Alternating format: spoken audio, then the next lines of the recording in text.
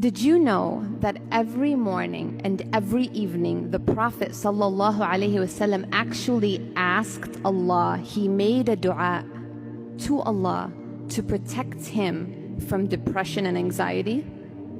And he taught us to do the same every single day. Once he saw a man who was sad and anxious, and he told him, "Shall I not teach you something that if you say it, Allah will remove your worry and relieve your debt?" And the man said, "Of course, yes, Ya Rasulullah sallallahu alayhi wasallam."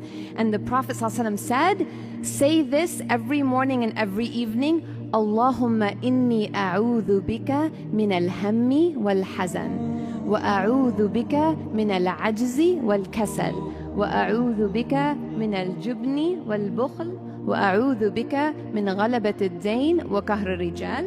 O Allah, I seek refuge in you from anxiety and sadness. I seek refuge in you, Ya Allah, from the inability and laziness.